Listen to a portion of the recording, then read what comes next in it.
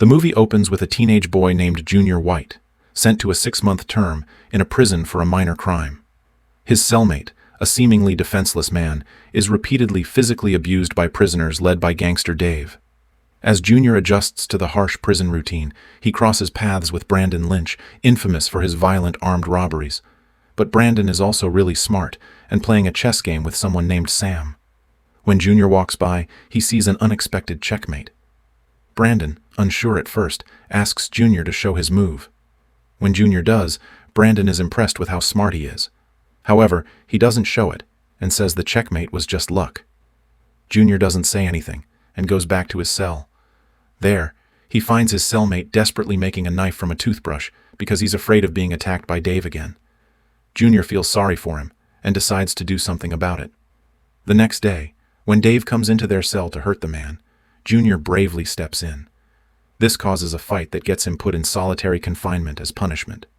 Sadly, despite Junior's efforts, his cellmate continues to be abused. The constant attacks lead his cellmate to try to commit suicide using the makeshift weapon. When Junior comes back to his cell, he finds the man choking on blood. He calls for help desperately, but the cellmate doesn't make it. Days later, Dave and his gang try to attack Junior, but Brendan, Sterlo, and Merv rescue him just in time. Brendan and Junior then make a deal to help each other out with whatever tasks are needed. This is all or nothing. Several months later, Junior is released from prison. He goes straight to meet a powerful crime boss named Sam, who is playing chess with Brendan. Sam and his nephew Josh welcome Junior into their group, giving him an apartment and a briefcase with Brendan's belongings. In the case, Junior finds fake passports, new clothes, and a pistol. That night, a beautiful young woman named Tasha comes to his apartment. She brings cash and a cell phone for receiving important instructions. After giving them to Junior, she leaves immediately. In the next scene, Junior is at Private Wilson's trailer under Sam's guidance. He gets illegal assault weapons and learns how to use them. Then, he goes to a helicopter tour company, takes control of a helicopter, and orders the pilot to fly to the prison where Brendan is held. Meanwhile, Brendan and his friends have taken control inside the prison, holding a guard hostage. They're waiting for Junior to arrive to rescue them. When the helicopter lands, they quickly board, leaving the hostage behind. They fly a long distance to a distant city, where they get into a car and escape, leaving the pilot unharmed. On the way, a radio broadcast reveals a dark secret about Merv. He assaulted a schoolgirl years ago, which landed him in prison. Merv had kept this hidden from his cellmates. When Brendan hears this, he confronts Merv violently and kicks him out of their gang. The remaining trio, Brendan, Sterlo, and Junior, return to the apartment and assess the space. Brendan feels the apartment is vulnerable to attack, so they decide to move to a safer place. They go to Sam's fancy home and are chosen for a job, to steal gold from a bank in Calgary.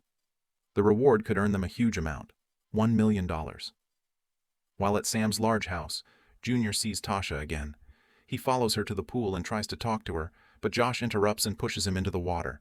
Since Junior can't swim, he struggles, but Tasha saves him. Feeling sorry for him, she invites him to dinner at a Chinese restaurant. Later during dinner, Junior asks Tasha why she stays with Sam when she could escape using her Porsche car.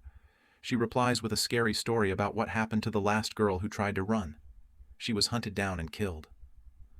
The next morning, Brendan is upset about what happened with Junior and Tasha the previous night. "Did you not ban the rules for a piece of scut?" He insists that Junior can't let a woman distract him from their mission. They move to a new hideout arranged by Sam, finally finding safety. Brendan and Junior then travel to Curly to scout the area and plan their heist. Brendan tells Junior he's in charge of handling hostages and explains how to manage them if they try to alert anyone. As night falls, they attend a local rally racing event. Chris, Brendan's friend, is recruited to join their heist.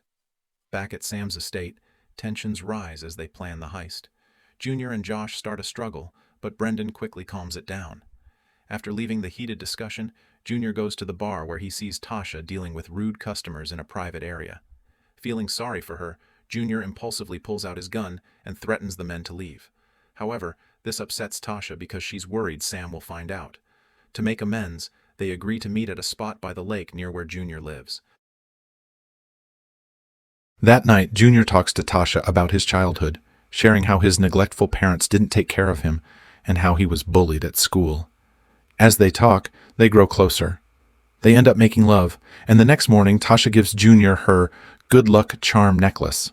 Junior promises that after the heist, they'll begin a new life together. That night, the crew, filled with anticipation and tension, gets ready for the mission ahead. They begin their journey towards Kalgoorlie. During the long drive, Sturlo shares his past experiences, which motivates his friends. Upon reaching their target location, they easily enter the bank. Junior slips into the ventilation shaft above the room where the gold is processed. The rest of the crew takes their positions and waits until the next morning. Meanwhile, Tasha is cornered by Sam's relentless questions. She tries to ignore him at first, but when he persists, she reluctantly admits her relationship with Junior. Sam becomes even more irritated and secretly starts planning Junior's downfall. As the next day begins, employees at the gold processing room arrive to start their work. To their shock, Junior suddenly drops down from the ventilation system. He quickly pulls out his gun and threatens the workers to stop them from triggering the panic alarm. This allows the rest of the crew to slip in unnoticed. Once inside, Brendan takes charge and forces 2 employees to turn the flowing liquid gold into solid bars. In the midst of this high-stakes operation, chaos erupts. Without warning, Josh shoots an employee in the leg, claiming the worker was making a move toward the door. But Brendan, furious, doesn't tolerate it. He teaches Josh a lesson by punching him hard in the face. Unfortunately, it's too late. The police sirens are heard soon after. Brendan and the crew quickly load 6 bars of gold and begin their escape plan. Using hostages as human shields, they prevent the police from shooting. Then, they sprint to their getaway vehicle and escape. However, the cops aren't giving up easily and start chasing after them. Just as Brendan and the group flee the outskirts of Kalgoorlie, Sturlo is shot in the abdomen. Blood pools around him. The injury is severe. Eventually, Chris outsmarts the cops with a clever maneuver, causing several police vehicles to crash. At this point, Sturlo realizes he won't survive. With his last breath, he asks for his share of the stolen gold to be given to his young daughter. The group is devastated by his death, but they must continue. Later, they hide their vehicle in a truck and head to Sam's location. Sam tells them to destroy the car and erase all evidence. Following his orders, Brendan and Junior set fire to the car with Sturlo's body inside, then push it off a cliff. Meanwhile, one of Sam's henchmen, Ken, sees Tasha packing her bags and becomes suspicious.